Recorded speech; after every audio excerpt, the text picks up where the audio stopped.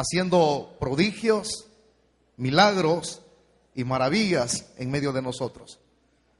Toca el corazón de tu iglesia, despiértalos, avívalos a ellos, Señor. Y a la vez te pido en el nombre de Jesús que revientes las cadenas de aquellas personas que han tenido a bien el visitarnos, el estar en este sitio donde tu iglesia se reúne. Espíritu Santo, toca las partes internas del corazón del hombre para que podamos ver cómo muchos vienen rendidos a tus pies. Doblega el orgullo de cada persona. Espíritu Santo, aplica la palabra a los corazones. Dame de nuevo, dame autoridad para hablar las realidades contenidas en este libro. Gracias, Señor, por tu misericordia y por tu gracia que una vez más se hace presente en este sitio, tu favor inmerecido hacia la vida nuestra. Gracias, Padre, en el nombre de Jesús. Amén y amén. Abra su Biblia, por favor, en Hechos capítulo número 2.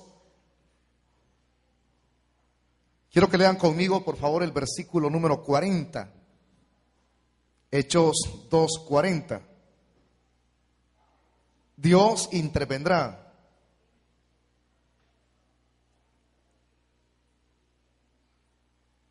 Dice la Escritura de la manera siguiente en el verso 40: y con otras muchas palabras testificaba y les exhortaba diciendo: sed salvos de esta perversa generación. Repito el texto: y con otras muchas palabras testificaba y les exhortaba diciendo: sed salvos de esta perversa generación. Tome su asiento, si es tan amable. Quiero pedirles un favorazo a los diáconos. Vamos a hacer este procedimiento. No se vaya a sentir mal que no es con usted, pero vemos personas que vienen acá, se salen, entran, se salen. Yo estoy muy de acuerdo con alguien que tenga problemas de enfermedad, de la vejiga, diabetes. Puede tomar agua, puede ir al servicio, no hay ningún inconveniente. Pero hay personas que están saliendo, entrando, y no podemos estar interrumpiendo, porque esa es una interrupción lo que se hace cuando alguien se levanta cada rato. Entonces, voy a pedirles a los diáconos, háganlo, los pastores estén pendientes, porque hay personas que no solamente son los amigos, sino que los hermanos más viejos y nuevos son los que más juegan a levantarse. Por eso es que pido así, y no lo hago de una manera enojada, sino en mis 5 sentidos, no saliéndome de la raya, ni saliéndome del huacal. Cierren el portón, así les he dicho. Y es porque hay muchos que están platicando en la parte de afuera. Si hay personas que vienen y se quedan en el chalet, no es mi problema. Cuando venimos, es aquí donde tenemos que estar. Si ustedes ven movimiento de personas, por favor, sin que yo lo diga, porque estamos transmitiendo a nivel internacional a través del internet, y muy feo, muy inconveniente es que se escuche esto a través de la radio. Muy, muy feo, cuando tiene que haber un orden interno dentro de la iglesia. En 30 minutos yo desarrollo en verdad este tema, porque no necesito extenderme mucho. Estamos a las 5:05 de la tarde, implica que voy a venir terminando unos 20 para las 6, más o menos, ahí esa es la hora correcta. Pero quiero iniciar con estas palabras para no violentar el contexto, de lo cual acá vamos luego a referir, a explicar el versículo, el texto, para no sacar fuera de pretexto el contexto ni el texto mismo. Aquí fue el primer discurso del apóstol San Pedro hacia los judíos que estaban reunidos en aquel lugar en donde se estaba celebrando la fiesta de Pentecostés. Ellos celebran algunas de esas fiestas: Pentecostés, la fiesta de los tabernáculos, y algo otras más. Entonces, en una de esas fiestas, hablándolo rigurosamente, la fiesta de Pentecostés, fue en ese mismo instante cuando el poder del Espíritu Santo llenó la vida de aquellos que estaban reunidos en la segunda planta, que en la Biblia se le llama aposento alto, que estaba ubicada esa casa en donde se reunieron, en el aposento alto, en la casa de una mujer llamada María, que los mismos escritores refieren que es la madre del escritor del Evangelio de Marcos, es decir, Juan Marcos. Fue allí donde recibieron el poder del Espíritu Santo para ser llenos. La gente que estaba afuera, cuando escuchó la evidencia, porque tenemos que hablar de la evidencia, de que ellos habían recibido el Espíritu Santo. La evidencia no es que ellos comenzaron a hacer gestos corporales, gestos emotivos. Los gestos emotivos, corporales, físicos, no son la evidencia de la llenura del Espíritu Santo. Esa es una gran equivocación. Lo que se da cuando una persona hace gestos, ya sea emotivos en lo externo, ese es parte del mismo gozo que una persona siente. Hay que ubicar las cosas en el sitio donde tienen que estar. Usted ha visto personas que danzan, levantan las manos, mueven el cuerpo. Yo no estoy en contra de los aspectos emotivos que se externizan o se reflejan fuera. Daba un mensaje aquí y una mujer vino hace unos días, estábamos allá con algunos hermanos, y entró y me dijo, quiero platicar con usted. Y se identificó, me dice, soy de una iglesia profética. Y quiero decirle que el mensaje que salió a la radio, me dice, en la radio yo lo escuché, y usted me dice, es una persona ingrata, porque está predicando en contra de lo que nosotros hacemos. No, le dije, no, alto. Yo jamás voy a violentar la Biblia, porque un predicador, un llamado por Dios, es lo menos que hace. Violentar el contexto, violentar el texto de la palabra, tergiversarlo. La Biblia no tiene 5 interpretaciones, ni 2, ni 3, tiene una interpretación. Y yo le voy a hablar de esa interpretación. Y si usted no le han enseñado en su congregación, lo siento mucho, yo voy a seguir enseñando. Pero usted me dijo, resiste al Espíritu Santo. Ustedes no toman en cuenta el Espíritu Santo en su congregación. Bien, lo tomamos en cuenta. Pero un detalle le voy a decir, le digo, el Espíritu Santo es caballeroso y es ordenado. El Espíritu Santo no es desordenado. Entonces, no estoy en contra de lo que ustedes hacen, se lo dije así. Que lo que ustedes hacen en lo externo es un aspecto emotivo. Y eso que se da a conocer es por el gozo que uno siente. No me dejará decir que cuando la alabanza aquí está buena, usted no quiere mover el cuerpo. Le pregunto. A veces estamos moviendo el pie, hermano. Pero es eso el gozo. No es que sea la llenura del Espíritu Santo. Entonces, la base importante de la cual tenemos que hablar, incluir y tomar en cuenta, es que la característica número 1 cuando se recibe el poder del Espíritu Santo es el hablar en otras lenguas. Aquí ellos estaban hablando en idiomas, no en el don de las lenguas. Porque una cosa es el don dentro de los 9 dones del Espíritu Santo. Está clasificado en uno de ellos el don de lenguas. Y el don de lenguas necesita el don de interpretación. Pero aquí no es el don de lenguas el que se estaba dando en el contexto, sino que era idiomas.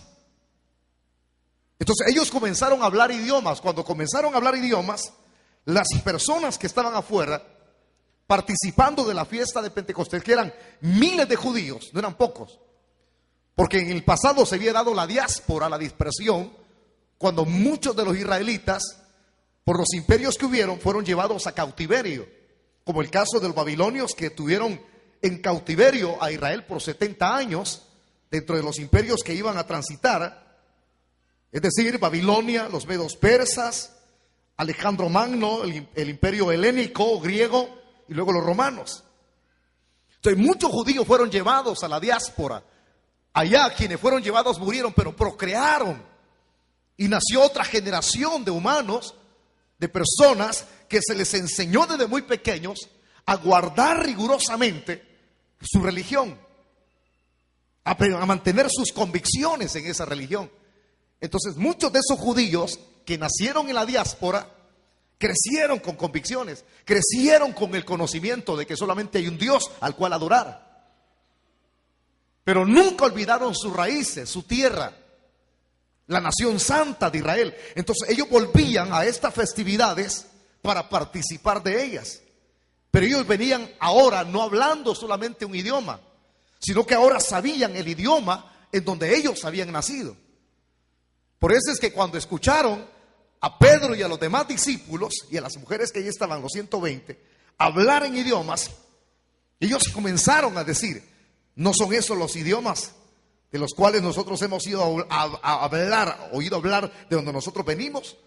O en lo cual ellos se desenvolvían. Otros decían: están llenos de mosto, es decir, están ebrios.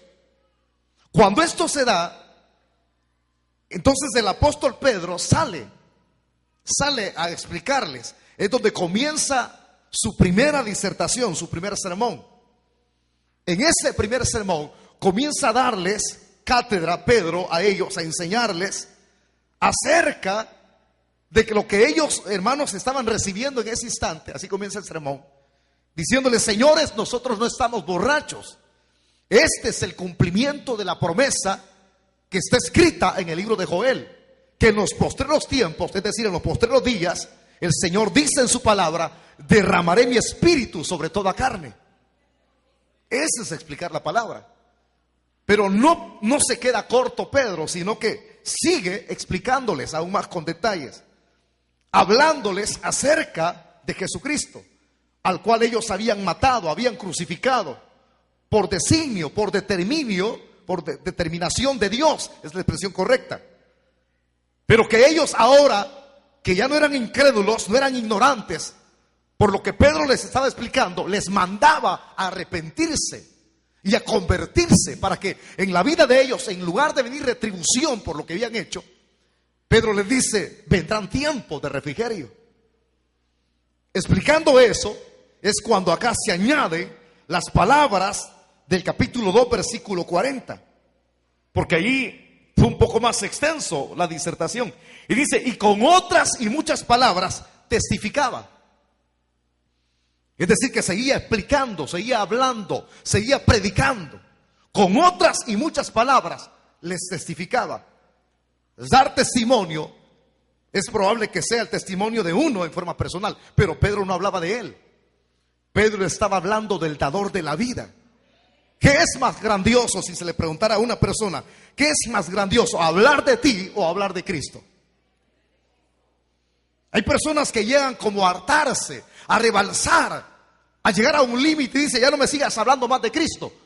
Bueno, si la médula central de lo que es el evangelio, que no es una religión, sino que evangelio, buenas noticias, la médula central, el mensaje central es Cristo. O sea que aquí no se pueden mencionar ni añadir otro tipo de personajes. Es cierto que se habla de historia de los discípulos, historia de los grandes hombres de Dios, pero el personaje central en el Nuevo Testamento se llama Jesucristo, el Hijo de Dios. El mismo Señor lo explicó cuando Él ya iba a ascender a los cielos. Le dice a los discípulos que es necesario que Él se vaya para que venga el Consolador. Y dijo el Señor: el cual cuando venga dará testimonio de mí. Por eso es que el Espíritu Santo habitando, porque usted y yo somos templo y morada del Espíritu Santo, el Espíritu Santo habitando en el corazón de la persona, hace que la persona, cuando está en esa habitación del Espíritu Santo, que es Dios, testifique de Cristo. O sea, nosotros no testificamos del Espíritu Santo, testificamos de Cristo. ¿Por qué? Porque el Espíritu Santo, cuando vino hace 2000 años en Pentecostés, vino para sellar a la persona, porque nosotros somos sellados por el Espíritu Santo. Vino para habitar el corazón de la persona. Tóquese así, diga: qué grande privilegio, soy morada y templo del Espíritu Santo. Entonces, cuando habita el Espíritu Santo dentro de usted, eso le permite testificar, no hablar de usted. Es cierto que nos dan oportunidad. Hay hermanos que envían cartas, hablan por teléfono y dicen: hermano, lo invito a mi congregación para que dé su testimonio. Y uno comienza a hablar cuando estaba chiquito, pero de repente deja uno de hablar de uno. Pero lo que está hablando es lo que Dios hizo con el poder de su palabra para transformar la vida de uno. Pero El mensaje central es Cristo. Y hay personas que dicen, dejen de hablar de Cristo. ¿Cómo se puede dejar de hablar de Cristo si Él es el que vino a morir por nosotros en la cruz del Calvario? Entonces testificaba con muchas más palabras, iba añadiendo todo lo que Pedro, hermano, había visto, había oído, como se lo dijo en cierto momento a los del Sanedrín. No podemos dejar de decir lo que hemos visto y oído. Testificaba. Y aparte de testificar, hay una expresión que me gusta ahí en el verso 40, léala. Dice, y les exhortaba. Es decir, que Pedro les daba una admonición. La palabra admonición en el griego de la Biblia les daba un consejo. Hay personas que dicen, ya no va a exhortar el hermano. Es que exhortar no es un regaño. Exhortar en el original es dar un consejo, una admonición. Entonces Pedro les exhortaba, es decir, les aconsejaba en su disertación. ¿Pero qué les aconsejaba Pedro? Dice el texto, les decía estas palabras, el consejo, diciendo, sed salvos. ¿Qué decía? Bueno, lo voy a decir así, sean salvos. Imagínense, los judíos al oír ese mensaje, porque hay judíos que en su manera de pensar, ellos creen que por venir del linaje de Abraham o ser judíos, por su misma nacionalidad, creen que no necesitan ser salvos. Ellos creen que ya lo tienen todo. Pero no, el asunto no es así, hermano. El asunto es que hay requerimientos para poder ser salvo verdadero. O sea, se lo voy a plantear de esta manera. Para que una persona pueda ser salvo, ya le voy a explicar de qué. No se necesita ser salvadoreño. No se necesita ser hondureño. Alguien puede decir, no, yo no necesito ser salvo porque ya soy hondureño. Así, literalmente. No necesito ser salvo porque soy judío. Soy parte del pueblo de Dios. Pero como ellos lo rechazaron, Juan capítulo 1 dice, a lo suyo vino y lo suyo no le recibió. Rechazaron el plan de Dios, rechazaron el propósito de Dios. El reloj se paró para ellos. Ellos hacen cosas que Dios abomina.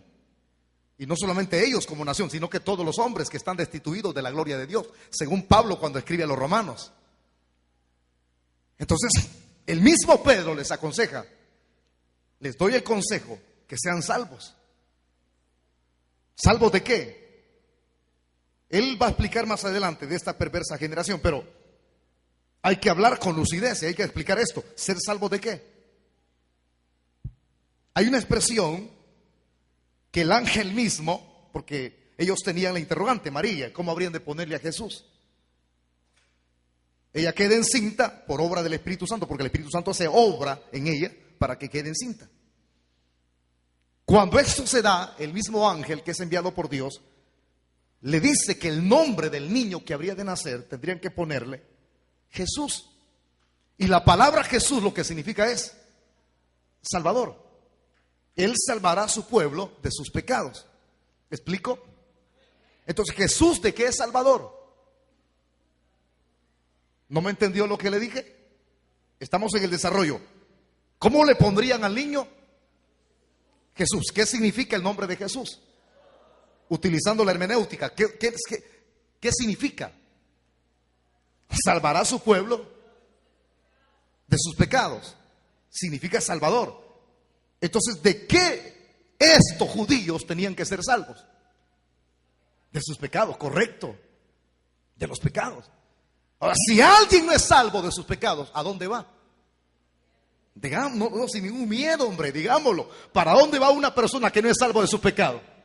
Derechito al infierno. ¿Le da miedo a usted? Es que aquí está mi prima. Derechito al infierno. O sea, si una persona se muere sin el Señor y muere esclavizado en su pecado, va al infierno. Aquí no se puede utilizar la ética, porque cuando se tiene que hablar de la realidad del evangelio y de la realidad en la cual el hombre está muerto en sus delitos y pecados, hay que decir lo que es. Aquí no podemos incluir ética. La ética se ocupa para otros aspectos. Pero aquí no se puede callar. Hay ocasiones que uno está en las velas y está en los sentidos y uno le pregunta, ¿dónde fue mi hijo, hermano? Ahí se utiliza la ética. Entonces, la mamá está llorando y el muchacho lo balacearon y nunca quiso ir a una iglesia evangélica. Nunca quiso oír la palabra. Es como aquel tipo de jóvenes que dicen, hey, esa onda no me gusta, vos. Eso no cabe en mí. Así ese es uno cuando está joven, ¿ve? No cabe en mí esa onda. Andate con tu onda a otro lado. Pum, pum, lo matan. Y como la mamá es cristiana, así nos ha tocado, y de repente llega y dice, hermano Wilber, ¿y dónde está mi hijo? Y entonces viene uno por ética, para que no grite más y no desgarrarle el corazón en pedazos. Entonces uno le dice, hermana, uno le dice así, usted sabe de que la base principal para que una persona sea salvo es Cristo. Usted lo sabe. Pero de repente, si yo no utilizo ética, le digo, hermana, su hijo, el que está en el ataúd, en el infierno está, frito, sancochándose. Me la acabo. Se utiliza ética. Yo les he contado de un hermanito que se me adelantó, él estaba predicando, yo ni me esperó. Y decía, esta mujer que está en el ataúd, ahorita está en el infierno. ¡Ah! Los familiares. Se acabó los familiares. Y lo tremendo es que estaba predicando con cólera el muchacho. Y yo entré en la puerta, me quedé y dijo, y si el hermano Wilber anda mal, le va al infierno. Hasta conmigo le agarró. Yo dije, está tirando azufre. Sí, cuando dijo Hugo Chávez, ¿se recuerdan ustedes cuando Hugo Chávez tuvo una conferencia? Que hiere azufre. No estaba vivo porque sentía que el diablo estaba a la par. Amén, dice. No digo el nombre del presidente. Pero entonces hay que utilizar ética ahí, pero aquí no. La verdad, hermano, y hay que aplicarla. Entonces una persona necesita ser salvo. Estos judíos necesitaban ser salvos de sus pecados. Pero ¿por qué les estaba aconsejando eso Pedro? Por favor, siga leyendo el versículo 40. Sé salvos, dice, de esta perversa, repite esa frase, de esta perversa generación. Sean salvos. Aquí vengo y le explico esto. Cada generación tiene su propia característica. Cada generación. Si usted lee historia y le gusta leer de vez en cuando, es inquieto para leer, han habido generaciones que han traído sufrimiento a este planeta. Décadas, años, generaciones de hombres humanos que han sido involucrados en esa generación. Hermano, por ejemplo, no fue nada en la Primera Guerra Mundial. Es cierto, hubieron miles y miles de muertos, millones. Pero la Segunda Guerra Mundial, en esa generación, los que leemos historia, hombre, deja un mal precedente. La Segunda Guerra Mundial. Los japoneses atacando Pearl Harbor, miles de marines muriendo, Estados Unidos atacando con las bombas que llegó a tirar a Hiroshima, Nagasaki, matando un montón de japoneses. Características, mortandades, hambre, pestes. Usted mira, y esa es parte de las características de una generación. Sí, hay perversidad, hay crímenes de guerra. No me dirá los que estuvimos chicos, jóvenes, en la época de la guerra aquí en El Salvador. Masacres que no las podemos olvidar. Y hay quienes dicen, ¿para qué abrir las heridas? Si la historia ahí está. Lo que pasa es que los más chicos, los que nacieron en los 85, 84, 89, no saben nada de historia. Han estudiado, pero no les han contado la historia verdadera. Pero aquellos que venimos de los 70, de los 60, que uno cuando va por las partes de las montañas de Oriente, uno se recuerda que ahí sucedieron algo. ¿Por qué? Porque no hay necesidad de estar involucrado en una guerra. La UCA, por ejemplo, sacó muchos libros. Ha sacado muchos libros, ellos los han editado. Libros que contienen historia, con un contenido biográfico. Es decir, que mezclan lo biográfico de una persona que anduvo involucrado en la guerra, pero mezclan la historia. Estábamos viendo el documental ese hoy, yo te conté. Y le digo, mira, esto mismo era lo que sucedía en Oriente. ¿Quién no se recuerda de lo que sucedió en el pasado, en los 80, de la masacre del Mozote? De la masacre aquí cerquita, Cutumay Camones, de los estudiantes que estaban reunidos en una montaña y los llegaron a quemar. ¿Quién no se recuerda de eso? Masacres terribles. ¿Quién no se recuerda lo que sucedió cerquita del edificio Rubén Darío? Que muchos estábamos jóvenes en esa época y estaban reunidos una cantidad de personas y allí les llegaron a poner unos aparatitos, ¡pum! Los sesos prendidos por aquí, pedazos de piel por acá. Por favor, yo no quiero asustarlo con lo que le quiero contar. Cada generación tiene su característica. La Segunda Guerra Mundial, las masacres que Hitler hizo, fue terrible. Imagínense, practicar en los gemelos, en los mellizos, tenerlos por pareja para utilizarlos como conejillos de India. Eran niños, viejitos que hoy en esa época eran niños y ahora son ancianos, sobrevivientes de lo que Hitler hacía y de este loco Mengele lo que hacía. Hermano, ellos dicen, si dicen como niños entendíamos lo que él hacía. Cada vez que llamaba, porque ese tipo llamaba, el doctor llamaba, el que tenía este Hitler, llamaba por número. El número 15 le toca hoy, y entraban por parejitas y comenzaba a estudiarlos. Si ese tipo no se le ideaba, hermano, utilizarlos, operarlos en ese ratito,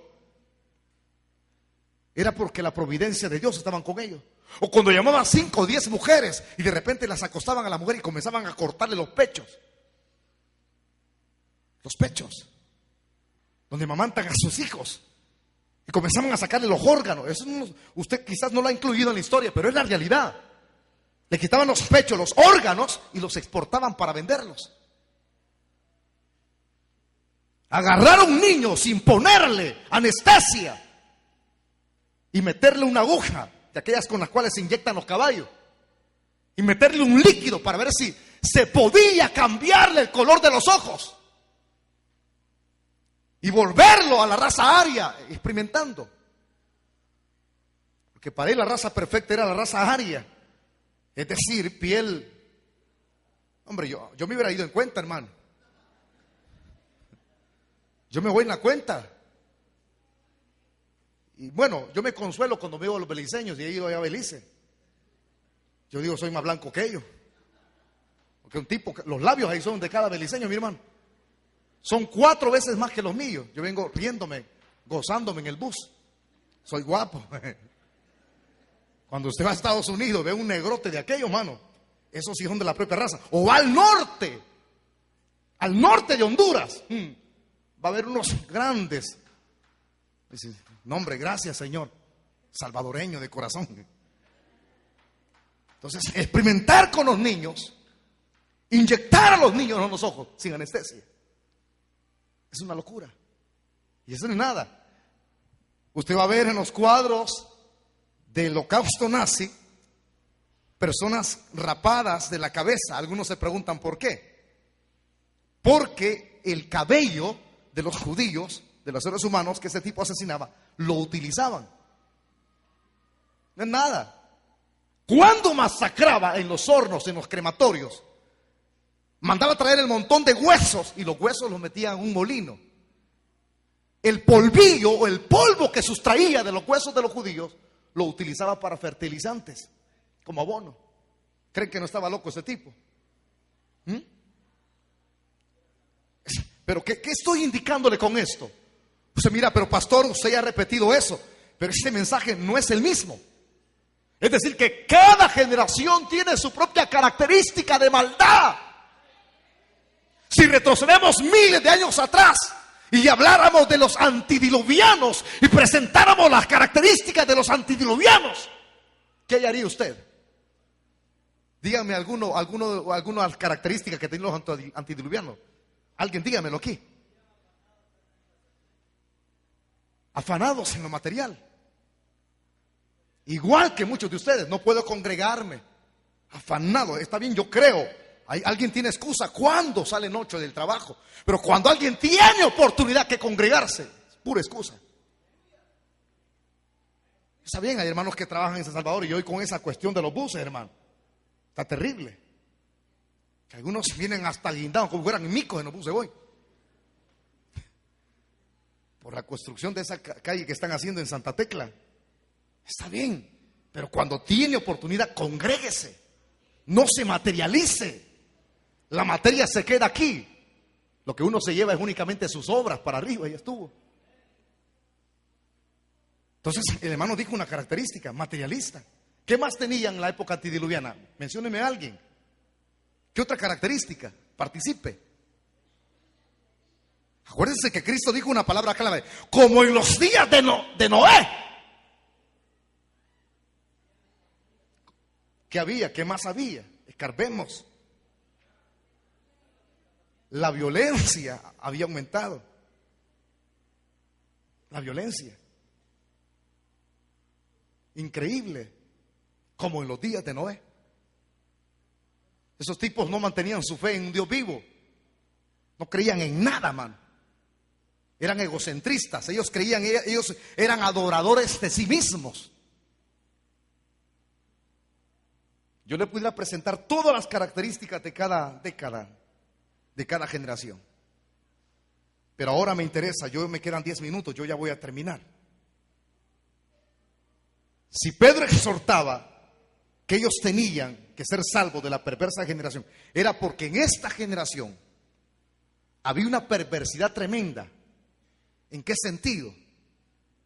En primer lugar, Israel eran esclavos de los romanos. Segundo, la religiosidad de esa época, la religión estaba decadente. Los que administraban la religión eran más perversos que saber quién. Eran ladrones y salteadores. Y si habláramos de los que conformaban el Sanedrín, la crema y la nata, Anás y Caifás, los que conformaban el Sanedrín, los que mataron a Jesús, hermano. Es decir, que no había descanso para la gente. En lugar de quitarle las cargas, ponían cargas que ni ellos mismos podían llevar. ¿Cómo estaba el tipo de vida? El estilo de vida de los judíos en esta época. Perversos, idólatras.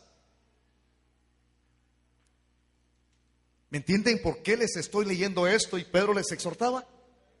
Sean salvos, como diciéndoles, ya no continúen en ese estilo de vida. Pero ¿será esta exhortación para la generación de Pedro solamente? Hablemos de la nuestra. La nuestra comenzó en 1948.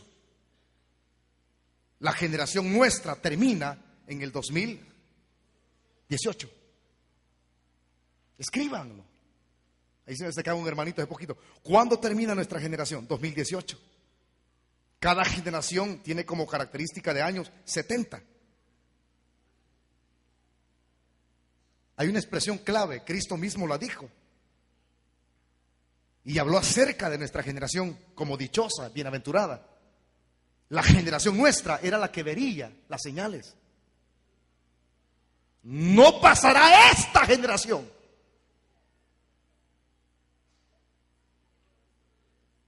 Escríbalo. Hemos visto el tipo loco que salió, el puertorriqueño que se declaró Pablo primero. Yo creo que la mamá le puso Chepito. Después el tipo se cambió el nombre a Pablo. Loco. Y la misma mujer sale, usted busque ahí en Google, YouTube. La misma mujer, una de las mujeres que tuvo, sale testificando en contra de él. Digo, sálganse de ahí, ese mi marido es un mentiroso, sálganse. Y comenta todo, el drama que se dio. De Pablo dijo que era el anticristo, man. Y después de ser el anticristo, dijo que era Cristo encarnado. ¿Eso hemos visto en esta generación? No. ¿Qué más está viendo usted? ¿Cuántos han contemplado las grandes revueltas que se han armado en todo el mundo? El derrocamiento del mismo presidente de Egipto, ¿no lo ha visto usted? el derrocamiento del mismo emperador o déspota, no le voy a nombrar, déspota es la expresión correcta, del que estaba presidiendo en Siria. El conflicto en Libia, pues Dios mío. Algunos dicen, estoy chiquito y no sé nada. No, abra bien los ojos. ¿Qué más ha visto? No me diga que no vi un tipo que salió a la televisión diciendo, ¡maldigo a Israel! Vaya. Usted vio lo que él hizo. Vio la muerte. No porque haya maldecido a Israel. Dios cuando quiere llevarse a una persona se la lleva, hermano. Gente que declara juicio sobre otro. ¿Qué más ha visto? Por favor, abramos bien los ojos. Este no es un juego, es un estudio de la Biblia. Si cada generación tiene su propia característica, la nuestra es peor que otras. Hermano, por favor, abramos los ojos. Cuando muere Hugo Chávez, mira lo que está ocurriendo en Venezuela ahorita. Un país que es millonario, hermano, porque tienen el mejor recurso, petróleo. Y nosotros ¿qué tenemos? Lodo. Lodo exportamos. Sí. Si usted va a Panchimalco, Izalco, ¿qué es lo que venden ahí? Lodo pintado. Porque los salvadoreños cuando vienen piedra, hasta piedras venden. Mi hermana en carne tenía un mico. Es un adorno de mico. Hubo alguien que me gusta ese mico de adorno. Se lo vendió a un gringo, se lo llevó. Entonces, adornitos, hecho en El Salvador. Puro, ¿cómo le ponemos nosotros las camisas? 100% selecta, azulita. Pero también exportamos la rojita. ¿Van a ver por qué? Cada generación tiene su característica. Mírelo, mire bien y abra bien los ojos lo que está sucediendo en todo el mundo. Mire hacia Europa ahorita. El mismo ministro alemán ha dicho que va a sacar a los inmigrantes de su país que no estén documentados. Una inmigración tremenda. Hay muchos salvadoreños en Alemania. Ya no aguantan. Están al declive. Yo no creía en una expresión que dijo el hermano Joelito. Estuvimos en una actividad y le vi muy triste el rostro. ¿Te recuerdas? Que él dijo esto. Está preocupante la situación en el país, que muchos están inmigrando a Nicaragua, Honduras, Panamá, República Dominicana, Estados Unidos, México. Entonces me intrigó. Familias enteras se están yendo de nuestro país. Y algunos dicen, ¿pero qué pasa? El problema es que cada generación tiene su propia característica. Hermano, la generación nuestra, y no importa donde este mensaje sea escuchado a través del internet, cada generación, cada país está metido en esa generación. Y no importa dónde sea. Y en cada país se están dando situaciones que es como sonar una campana de alerta. ¿Y sabe qué dice esa campana? ¿Qué dicen las campanas de aquí de Chalchuapa, de la Iglesia Católica, cuando un muerto va pasando? ¿Nunca ha interpretado usted, nunca ha utilizado hermenéutica? Dice, darán, que para el hoyo van. ¿No sabían ustedes eso? Fíjese bien y quédese un ratito cuando vaya pasando un muerto. Yo una vez me quedé ahí media hora. Así dice. Así suenan. Las campanas que están sonando con las características que se están presentando en todo el mundo, es que algo viene. Algo viene. Algo viene a este planeta. Y no es ninguna broma, señores.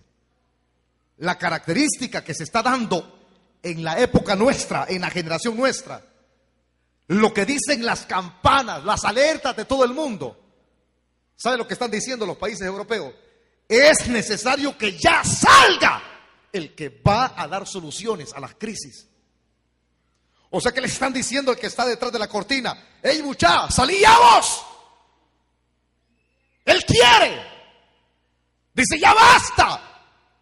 Dicen la misma comunidad europea que presta ayuda internacional a El Salvador: ¡ya sal! Remedia las crisis del Medio Oriente, las crisis en Centroamérica que se están dando. A gritos, las campanas gritan. ¿Pero qué gritan las campanas? Anticristo, anticristo, anticristo, anticristo, anticristo, anticristo, anticristo, anticristo. Y no crean, él está ansioso de querer salir ya. Él quiere, ya puso un pie al otro lado de la cortina. Pero ¿por qué no sale? ¿Por qué no pone el otro pie? ¿Por qué no mete las dos manos para levantar la cortina y decir: aquí estoy, conózcanme, que yo soy el estadista político, el cual le va a dar solución a los problemas? Pero ¿por qué no sale? Porque hay uno que lo detiene. Y ese es el Espíritu Santo, que todavía está aquí con nosotros. ¿Cuántos creen que el Espíritu Santo está aquí todavía? Mire esto. Él quiere. Pero ¿quién tiene más poder? El Espíritu Santo es Dios. Él lo detiene. ¿Y saben por qué lo detiene? Porque estamos en esta generación mala, perversa como en cualquier otra, pero esta es la peor. Esta es la peor. Porque nos ha dado Dios el privilegio de estar en la última generación en donde se cumple la semana 69, según el calendario profético de Daniel. Ahí estamos ubicados. Entonces, si estamos ahí y Él quiere salir ya, y si estamos en esta generación, es porque todavía hay muchos que tienen que ser salvos. Toca al que tiene la par y dígale: faltas tú. Y no importa si tiene mantelina, porque hay gente que se oculta detrás de un velo. No importa si tiene Biblia, porque hay personas que creen que con cargar una Biblia es ser salvo. No, señores, hoy hasta los brujos tienen Biblias. ¿No sabían eso? La leen más que nosotros. Entonces, el que está a la par suya necesita ser salvo, porque muchos somos salvos aquí dentro de este recinto. Somos más santos que ver que afuera es el lío. Afuera es donde se practica el cristianismo. Aquí adentro es fácil ser evangélico. Es fácil estar con las manos juntitas. Afuera es la situación. Entonces muchos no han entendido. ¿Pero por qué no viene Jesús? Algunos dicen: ya tarda, ya no viene. Él no viene porque en esta generación faltan miles de personas que tienen que ser añadidas. Puede ser que ahí falte, escúchenme bien, abran bien los ojos, los que somos cabezas de un hogar. Puede ser que ahí falte su esposa, sus hijos, su mamá, su papá, sus primos. Y los que están más viejitos, más ya con un rodaje más avanzado, son abuelos. Puede ser que falte su abuelito, sus nietos. ¿Por qué? El hermano lo que nos está diciendo. No, es que la realidad, hermano. Usted puede vivir en una casa y puede colocarle un rótulo dentro de la casa y mantenerlo en el comedor: en esta casa mora la paz de Dios. ¿Seguro? Y solo hay pleitos como chuchos y gatos, señores. ¿Es eso cristianismo? Usted puede poner un rótulo, un cuadro de la Santa Cena: aquí todo es amor. Y peleados con el vecino, no le habla ni al hermano que es su hermano en Cristo. Es indiferente al mensaje del evangelio. Óigame bien lo que le gusta salirse a la hora del culto. Indiferentes, apáticos. Por allá se quedan escondidos detrás de los carros. ¿Qué chunche viene a hacer a la iglesia? Mejor quédese en la casa. Aquellos que vienen a otras cosas y no han entendido. Y los que utilizamos un uniforme para servir, no hemos entendido que hoy más que nunca es cuando más tiene que haber una entrega completa al evangelio. Ya no estar bromeando. Si quiero voy o no voy. Hay gente que no entiende ni con los mensajes llaman. Se ha encaprichado, se ha endurecido. Ah, yo no. Y que no es servidor, porque uno utiliza uniforme, pues, que no es servidor. ¿O qué es, pues? Un servidor se identifica con su uniforme. ¿O qué es usted? Les hablaba el día viernes, su identidad. Entonces, demos a conocer la identidad. Estamos en los últimos días. La generación nuestra es la última.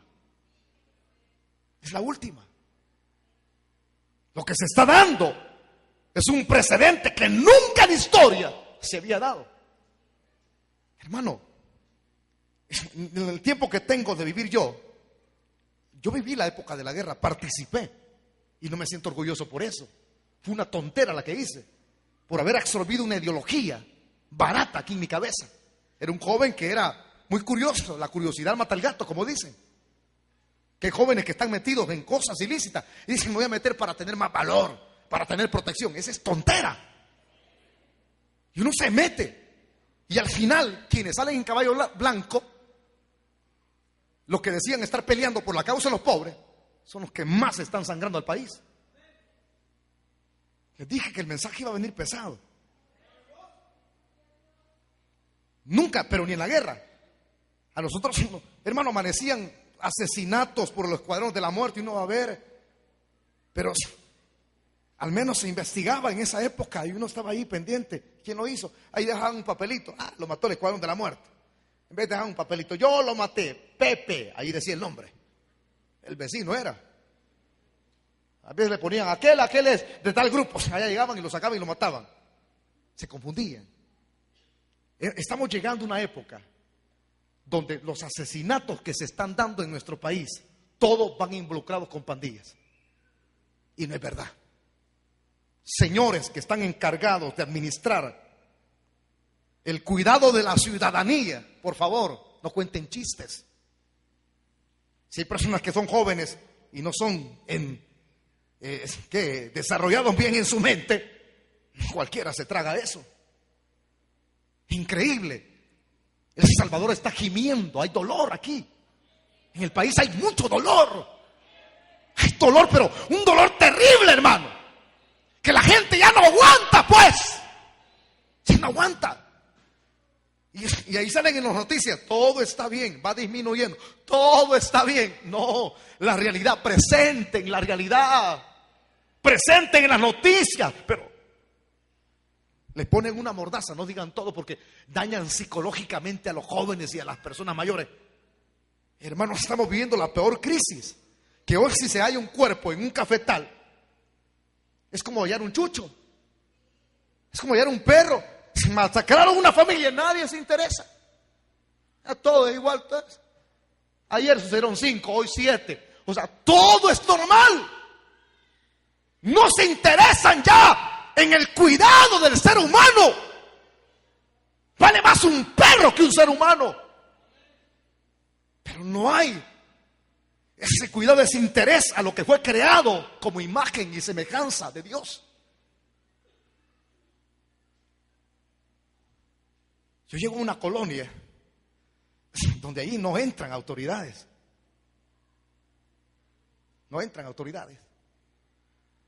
Y lo que resuelven los conflictos son las mismas personas de la comunidad. Y esta es la realidad que estamos viviendo en nuestro país, señores. Estamos viviendo en una generación perversa donde los que están arriba les importa poco los que están abajo. Algunos se han comenzado a decir, yo he oído estadistas políticos que dicen, es que es por la mucha pobreza, por la marginidad que se da. Parte. El marginar a alguien, el aislarlo, el no hay trabajo, no hay fuentes de trabajo. Eso trae parte del conflicto. Pero se ha aprovechado el diablo que se ha metido hoy, es el espíritu satánico de violencia.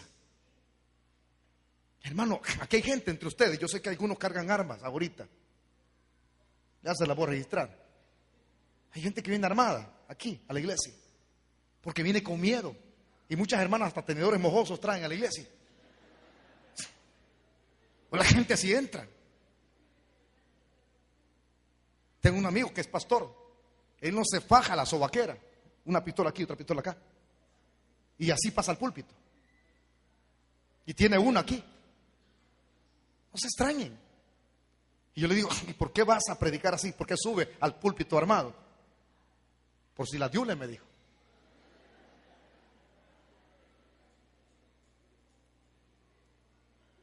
Y eso no es todo. Hay pastores que tienen guardaespaldas. Usted sabe quién, ¿ve? Los hombres de negro le dicen. Es intocable. Una hermana quería, hermano, por favor, quiero tocarlo. Decía, paren esa vieja, dijo. No pueden ni tocar ni hablar con el pastor. Esa es la zozobra que estamos viviendo en el país. Nos ha tocado vivir en la generación más perversa, más dura, más cruel. Nadie puede decir nada porque hoy en las paredes se pone silencio. Con eso todo, silencio. Silencio.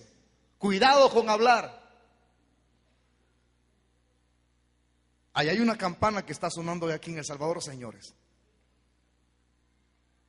Y por eso es que yo le decía, ¿cuánto dura una generación? 70 años. La nuestra culmina en el 2018. La campana está diciendo, señal de que Cristo se acerca. La de la católica dice, darán, que todos palo y van. Pero la campana dice, Cristo se acerca. Cristo se acerca. Esto ya no tiene remedio para los que estamos aquí. O sea, esta generación de 70 años no tiene remedio.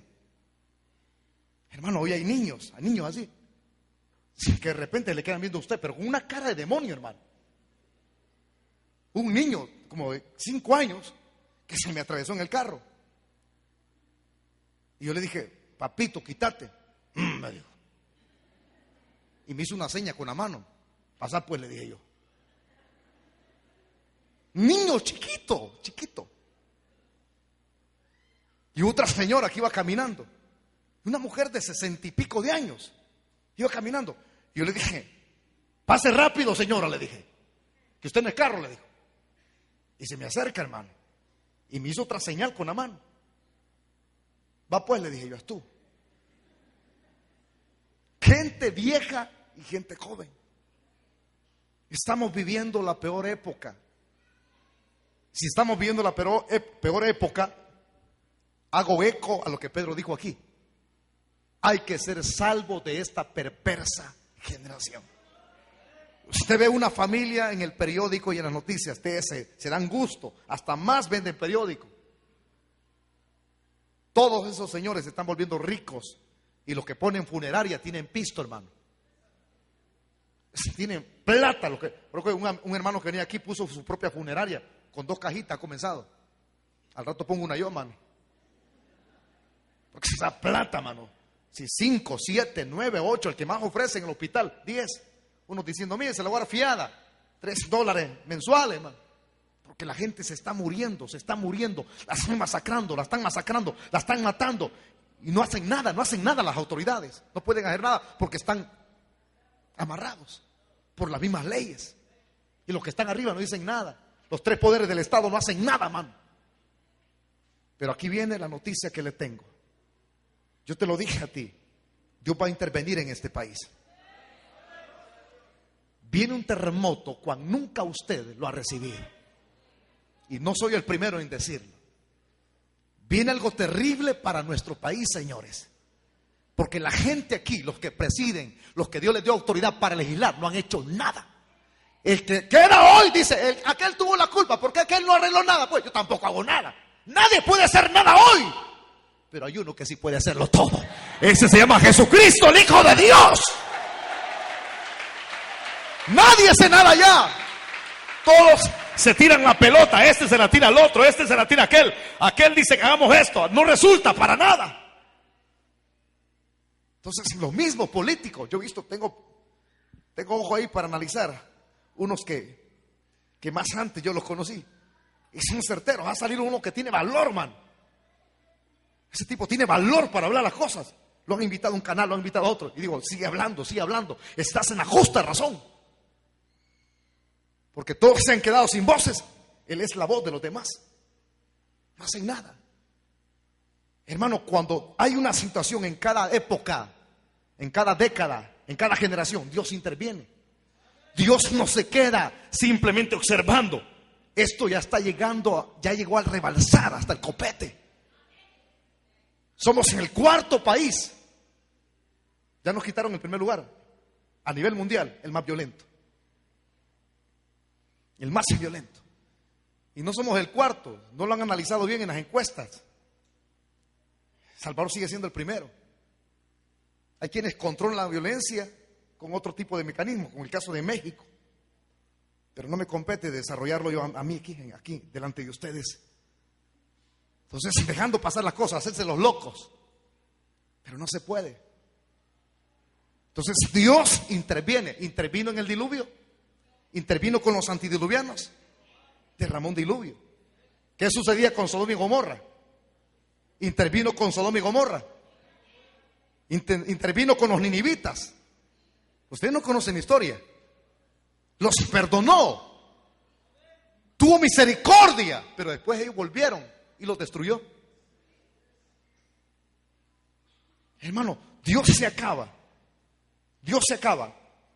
Imagínense, en Haití son los practicantes número 1 de las hechicerías, de la brujería, del vudú. ¿Qué pasó en Haití? Dios intervino. Dios está interviniendo en el corazón de los chilenos. En Chile escuchan los mensajes de aquí. Todos los chilenos saben que ha crecido el evangelio en Chile. ¿Por qué? Porque en Chile la gente está preparada. La gente no, ya es común eso de ver un terremoto, hermano. Han preparado a todos los niños más chiquitos para que no ni corran ni nada. Dios interviene en cada década, en cada tiempo. Y Dios, señores que van a oír este mensaje a través de YouTube, Internet, y los que van a comprar la grabación, Dios va a intervenir. Lo que viene es ese país, es severo, hermano. Dios dice, ya no, llevan mi nombre pero no hacen nada. Él es el Salvador. Toda la gente se ve indiferente. Ah, un muerto más. Ah, una familia más. Ah, sí, ya. Y los vendedores de caja contentos, vea. ¿Cuántas cajas vendiste hoy? Le dijeron a una persona. 15. Y de una sola familia, vos. Buena platica. Lucrándose con el dolor de la gente. Si Dios va a intervenir, ¿qué es lo que tenemos que hacer las personas que estamos aquí hoy? Arrepentirnos y convertirnos al evangelio. Ustedes dicen, si toma como chiste lo que yo le estoy enseñando, aténgase y no se le olvide lo que le acabo de decir. A eso Pedro llamaba a ser salvos de esta perversa generación. Ya no hay remedio. Ya no, hermano, esto. Hay gente que está saliendo a las calles con camisetas, con rótulo. Queremos la paz, queremos la paz, queremos la paz. Hoy es cuando más la iglesia tiene que unirse a decir, Cristo, ven pronto ya. Ven. Mientras el Dante Gebel dice, no venga, porque hay que ganar almas. No, hay que decirle, ven ya, Señor, ven ya. Sí, ven ya. Cada familia salvadoreña tiene que estar de rodillas diciendo, Señor, ven pronto ya. Ya, acaba, termina con el pecado. Algunos no, como tienen mucho apego a lo de aquí, dicen, no, hermano, falta mucho, estoy joven, hay que disfrutar la vida. Pidamos más que nunca que Cristo venga pronto. Pero ¿cómo tenemos que hacerlo? Por eso les exhortaba al principio, traigan un amigo. Porque si usted no trabaja, Dios no añade. Dios lo usa a usted. Cuando me dicen, allá vinieron una iglesia, pastor, que sigan abriendo iglesias en todo Chalchuapa, mano. Mientras más almas se ganen, más rápido nos vamos. Porque solo Dios sabe el número. Solo Dios sabe el día. Solo Dios sabe la hora. El tiempo, el cronos de Dios está aquí. Por eso es que muchos están asegurando, si los 70 años termina el 2018, póngase a pensar, si esta es la última generación. ¿Qué puede darse en estos años que nos quedan o en este año? ¿Qué puede darse? Todo está cabeza para abajo, mi hermano. La gente no se preocupa. Mandé a pedir el estadio de aquí que me lo prestaran. Les importa más la grama que tienen sembrada que el montón de pícaros que andan estafando aquí Chalchuapa.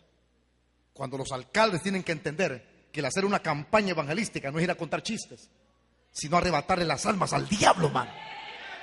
Pero no, les interesa más la grama, el poste de energía. Ay, no, nos van a estropear aquí. Hoy más que nunca hay que salir a las calles con la iglesia y declarar que Cristo viene pronto. Maranata. Levante su mano con convicción y diga: Cristo viene pronto. Entonces, si Cristo viene, ¿por qué no trabaja? ¿Por qué es caprichoso? ¿Por qué es indiferente al mensaje? ¿Por qué viene a pasear a la iglesia? ¿Por qué su comportamiento es vil? ¿Por qué su comportamiento es indiferente a la palabra, a la alabanza, a la adoración a Dios? Y es cuando más tenemos que agradecerle.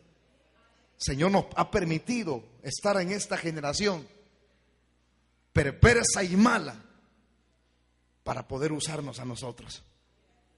Toca el que tiene a la par y dígale: en verdad, esto es serio. Es muy serio. La intervención de Dios viene, y cuando venga, no vaya a ser usted como en la época de los 80, cuando vino el terremoto de El Salvador. Estábamos en San Salvador, yo estaba trabajando en San Salvador, la gente salía a la calle, se tiraba al piso. ¡Ay, Señor, nos arrepentimos! Allá por la ciudad crediza, la Matepec. Yo estaba por esos sitios, pasé por todo el centro, hermano, a pie, y la gente llorando: Señor, nos arrepentimos. Pero a los 2 meses, grandes orquestas con grandes cuadras dándole las espaldas a Dios. Salga de este lugar convertido y arrepentido. Y si ha cometido algo, Dios es fiel para perdonarle. Pero si usted confiesa y se aparta, Dios puede perdonar cualquier tipo de pecado, Señor. Los hombres no lo hacen. No, entonces no lo ha perdonado usted. Pero Dios lo hace porque Dios tiene misericordia. Hoy, este día, es cuando tenemos que determinar.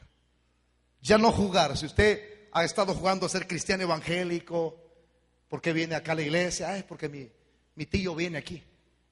Mi tío viene, por eso vengo yo, no porque no quisiera venir. Si usted viene por algún interés a algo, por alguien aquí, bueno sería que hoy ajustara cuentas. Y si usted ha sido amenazado o está involucrado en grupos, agrupaciones ilícitas, bueno sería arrepentirse, porque si la muerte le llega, va derechito al infierno. Ahí no hay nadie quien lo salve. En vida es cuando Dios permite estas oportunidades. Quiero que toda la iglesia se ponga de pie. Todos pongámonos de pie, por favor. Todos pongámonos sobre nuestros pies. Quiero que le ponga la mano al que tiene a la par suya. A no ser que alguien esté atrofiado y es inválido, ¿verdad? Yo entiendo a alguien que es inválido.